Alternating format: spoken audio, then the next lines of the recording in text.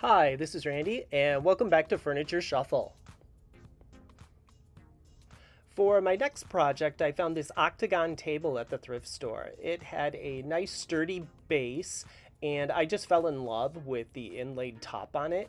Looks like somebody had tried to refinish it at one point, and it also has a couple of big cracks in it that we will take care of. But I think it's going to be a fun project, so let's get started.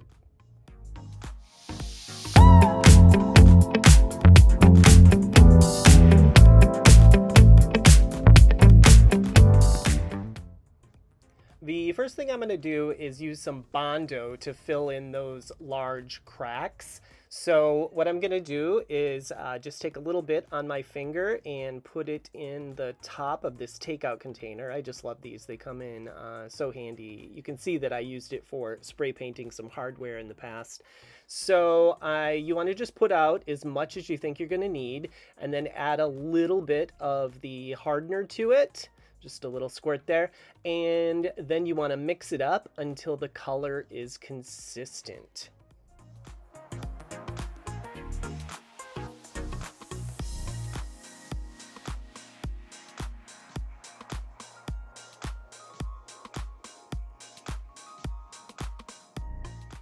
Now I'm just going to go ahead and take that Bondo and start applying it to those cracks.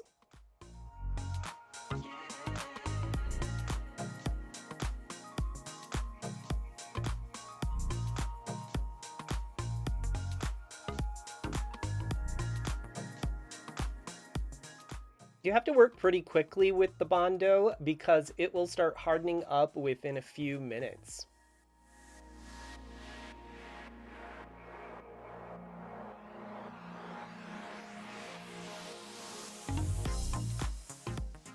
And I'm going to start out pretty aggressive with an 80 grit sandpaper here. I don't have to worry about blowing through any veneer because the inlaid pieces are pretty thick and the outside is actually just solid wood.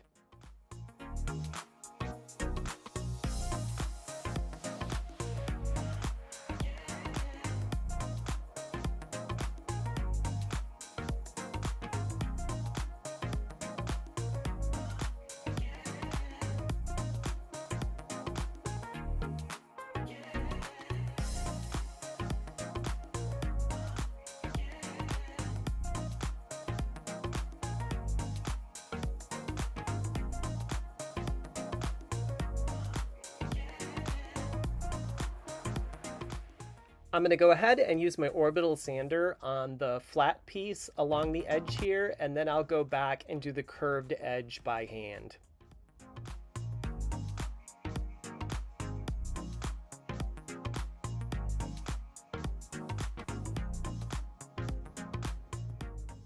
I'm going to take my sanding disc and fold it in half, and then I'm going to go ahead and hand sand the curved section on the edge of the table here.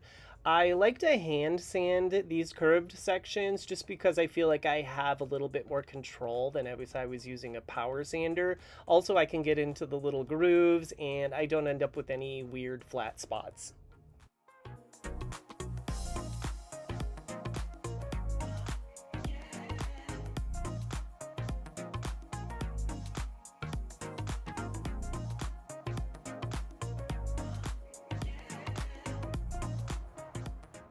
I'm just going to be painting the base of this table, so I'm just going to give it a little wipe down with some dishwashing liquid and water.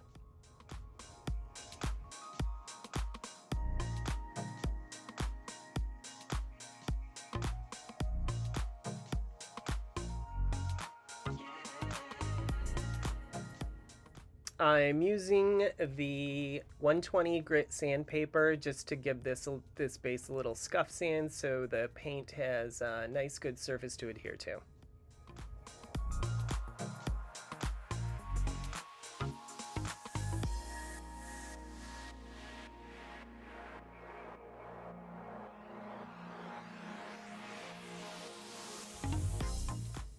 After using the 80 grit, I'm now going back over it using 120 grit sandpaper.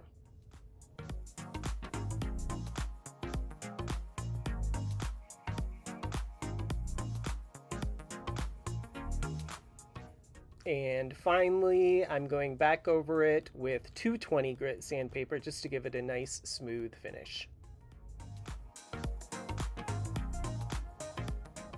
Making sure I don't forget the edges of the table as well.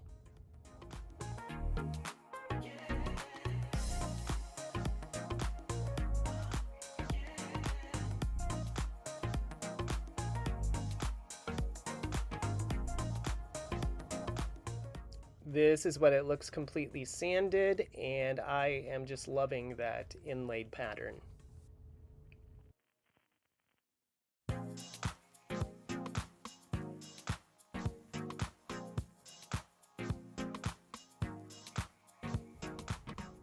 You can see the spots here that I filled with Bondo, and it turned out pretty well. I don't think I'm going to have to change the color on it since I'm going to be whitewashing it white. Just giving the table a quick wipe down with a damp rag just to remove any loose sawdust that's hanging out there. And I wanted to accentuate this beautiful inlaid pattern as much as possible, so I decided to do a whitewash treatment.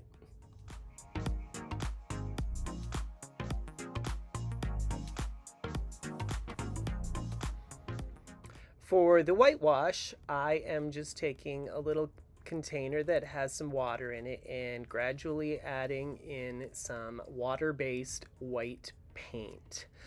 Then I'm gonna go ahead and give that a stir to mix that all up. And then I am going to take a old 2x4 that I had lying around to test it, just to make sure that I'm at the right opacity. Now that I've got the opacity where I need it to be, I am taking just an old paintbrush and painting some of the water white paint mixture on the table. I'm going to work in small sections because I don't want it to dry too quickly. And then I am just going to take a clean white rag and wipe it back off.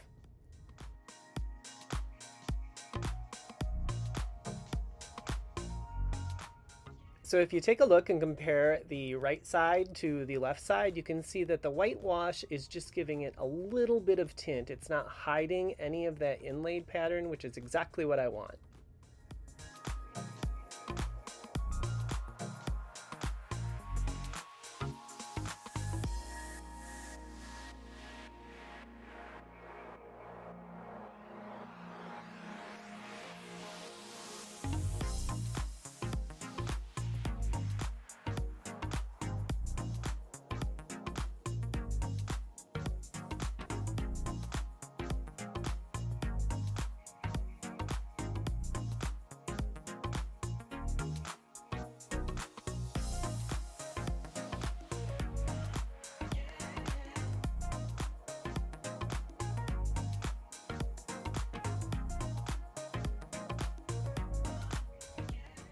This is the top after all the whitewash has been applied, and I couldn't be happier with the results.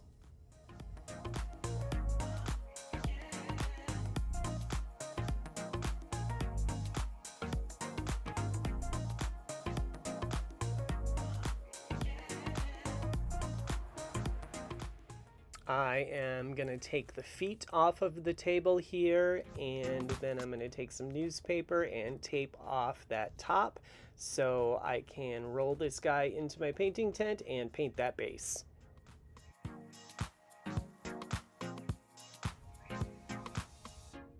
I've got the table on a furniture mover, so it makes it really easy to move around and actually turn it as I am painting. These reusable paint filters are great to filter your paint so there aren't any chunks or dirt, so it doesn't clog up your sprayer.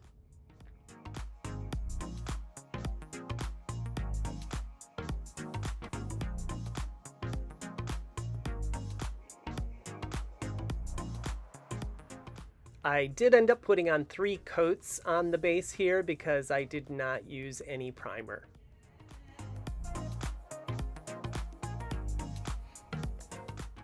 I decided to seal the whole piece using this bare water-based polyurethane in a satin finish.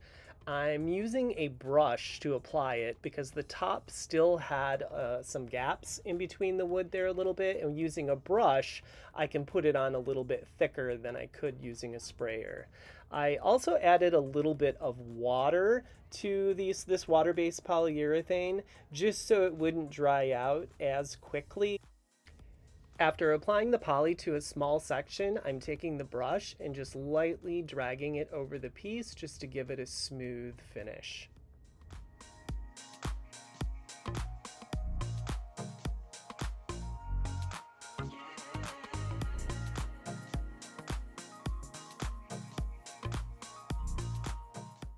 I ended up putting on 3 coats of poly.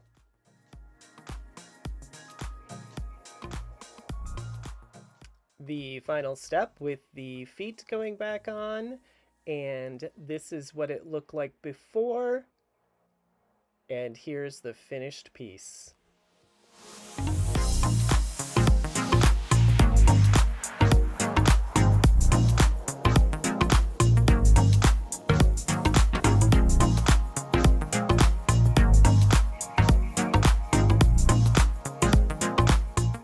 If you enjoyed this project, be sure to like and subscribe, and we'll see you next time.